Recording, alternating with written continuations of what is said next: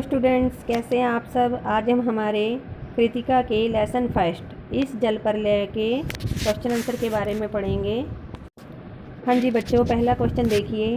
बाढ़ की खबर सुनकर लोग किस तरह की तैयारी करने लगे। बाढ़ की खबर से सारे शहर में आतंक मचा हुआ था। लोग अपने सामान को निचली मंजिल से ऊपरी मंजिल में ले जा रहे थे। सारे दुकानदार अपना सामान रिक्शा, टमटम, ट्रक और टेम्पो पर लादकर उसे सुरक्षित स्थानों पर ले जा रहे थे। खरीद बिक्री बंद हो चुकी थी। लोग घरों में खाने का सामान, दिया सलाई, मोमबत्ती, दवाइयाँ, केरोसिन आदि का प्रबंध करने में लगे हुए थे। सेकंड क्वेश्चन देखिए। बाढ़ की सही जानकारी लेने और बाढ़ का रूप देखने के लिए लेखक क्यों उत्सुक था। लेखक ने पहले बाढ़ के बारे में सुना जरूर था पर कभी देखा नहीं था। उसने अपनी कई रचनाओं में बाढ़ की विनाश लीला का उल्लेख किया था। वह स्वयं अपनी आंखों से बाढ़ के पानी को शहर में घुसते और उसकी विनाश लीला के बारे में जानने को उत्सुक था। थर्ड क्वेश्चन देखिए। सबकी जुबान पर एक ही जिज्ञासा, पानी कहाँ तक आ गया है।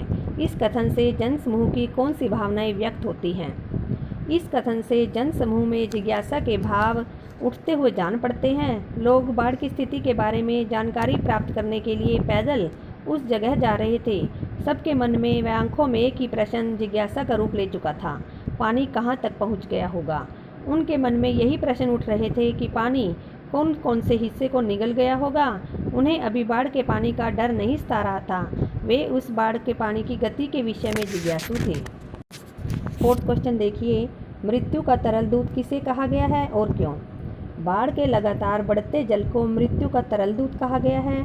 बाढ़ के इस आगे बढ़ते हुए जल ने न जाने कितने प्राणियों को उजाड़ दिया था, बहा दिया था और बेघर करके मौत की नींद सुला दिया था। इस तरल जल के कारण लोगों को मरना पड़ा, इसलिए इसे मृत्यु का तरल दूत कहना बिल्कुल सही है। फिफ्थ क्वेश्चन देखिए। आपदाओं से निपटने के लिए अपनी तरफ से कुछ सुझाव दीजिए। प्राकृतिक आपदाओं से निपटने का सबसे बेहतर तरीका सतर्क रहना यानी कि सावधान रहना है। हमें मौसम की जानकारी रखनी चाहिए और अपने आप को सुरक्षा तंत्र से जुड़ा रखना चाहिए। आपदा से निपटने के लिए तात्कालिक व दीर्घकालिक उपाय करने चाहिए। खाद्य सामग्री यानी कि राहत सामग्री का पर्याप्त मात्रा में भंडारण करना बहुत जरूरी है। बचाव कार्यों के लिए स्वयंसेवी संस्थाओं व सरकार को पहले से ही तैयारी शुरू कर देनी चाहिए। पर्याप्त दवाइयाँ और चिकित्सा के लिए डॉक्टरों को भी नियुक्त करना चाहिए। सिक्स्थ क्वेश्चन देखिए। जब दानापुर डूब रहा था तो पटनिया बाबू लोग उलटकर देखने भी नहीं गए, अब बूझो। इस कथन द्वारा लोगों की किस मानसिकता पर चोट की गई है। लोग संकट की घड़ी में एक दूसरे की सहायता करने के बजाय अपने निजी स्वार्थों की सिद्धि को अधिक महत्व देते हैं।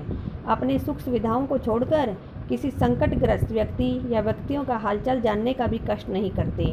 उक्त कथन द्वारा लोगों की इसी मानसिकता पर चोट की गई है। यह कथन निश्चित रूप से कठोर और द्वेषपूर्ण है। सेवंथ क्वेश्चन देखिए।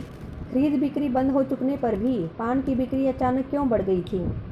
खरीद बिक्री बंद हो चुकने पर भी पान की बिक्री अचानक बढ़ गई थी क्योंकि लोग बाढ़ को देखने के लिए बहुत बड़ी संख्या में इकट्ठे हो गए थे। वे बाढ़ से भयभीत नहीं थे बल्कि हंसी खुशी और कौतूहल से युक्त थे। ऐसे समय में पान उनके लिए समय गुजारने का सबसे अच्छा साधन था। 8th क्वेश्चन देखिए।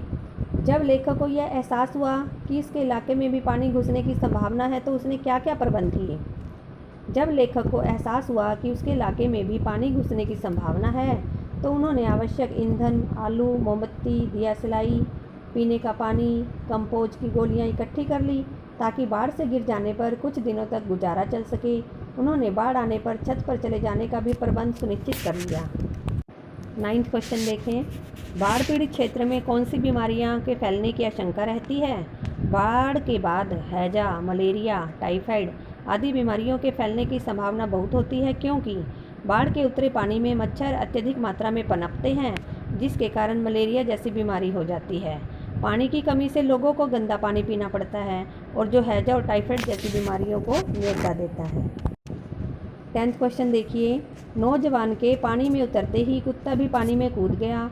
दोनों ने किन भावनाओं के वशीभूत होकर ऐसा किया। नौजवान और कुत्ता आपस में गहरे आत्मीय थे। दोनों एक दूसरे के सच्चे साथी थे। उनमें मानव और पशु का भेदभाव भी नहीं था। वे एक दूसरे के बिना नहीं रह सकते थे। यहाँ तक कि नौजवान को कुत्ते के बिना मृत्यु भी स्वीकार नहीं थी। इस व्यवहार से उनकी गहरी मित्रता का परिचय मिलता है। 11th क्वेश्चन देखिए। अच्छा है कुछ भी नहीं, कलम थी वह भी चोरी चली गई। अच्छा है कुछ भी नहीं मेरे पास। मूवी कैमरा, टेप रिकॉर्डर आदि की तीव्र उत्कंठा होते हुए भी लेखक ने अंत में उपर्युक्त कथन क्यों कहा? यहाँ लेखक के बाढ़ से उत्पन्न दुख को व्यक्त किया गया है। वह इस घटना को पहले कैमरे में कैद करना चाहता था, परंतु उसके पास कैमरा उपलब्ध नहीं था। फिर उसके मन में विचार आया कि वह कलम के द्वारा पन्नों में इस त्रासदी को लिखे जिसे उसने पहले स्वयं भोगा था। पर उसकी कलम भी उसके पास नहीं थी, वो भी चोरी हो गई थी।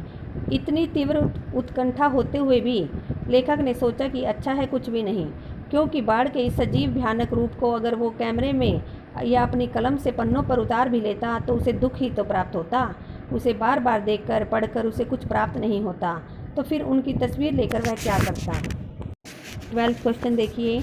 आपने भी देखा होगा कि मीडिया द्वारा प्रस्तुत की गई घटनाएं कई बार समस्याएं बन जाती हैं। ऐसी किसी घटना का वर्णन कीजिए।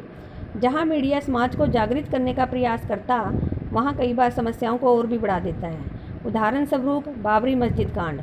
इस घटना को इतना बढ़ा चढ़ाकर मीडिया में दिखाया गया कि जिसके परिणाम स्वरूप पूरा देश सांप्रदायिक दंगों की चपेट में आ गया। 13 क्वेश्चन देखिए। अपनी देखी सुनी किसी आपदा का वर्णन कीजिए। जुलाई 2005 पूरा मुंबई शहर बाढ़ में डूब गया था। पूरा का पूरा शहर जल में डूब चुका था। करीब 1 बजे के आसपास वर्षा ने अपना जो प्रलयंकारी रूप धरा वह करीब हफ्ते भर जारी रहा। लोग दफ्तरों, दुकानों और काम के स्थानों में फंसे के फंसे रह गए। नन्हे बच्चे विद्यालय में बिना बिजली के पूरी रात काटने के लिए मजबूर हो गए। इस त्रासदी ने न जाने कितनी जानें गई और देश की इस आर्थिक राजधानी को कितना आर्थिक नुकसान भी उठाना पड़ा।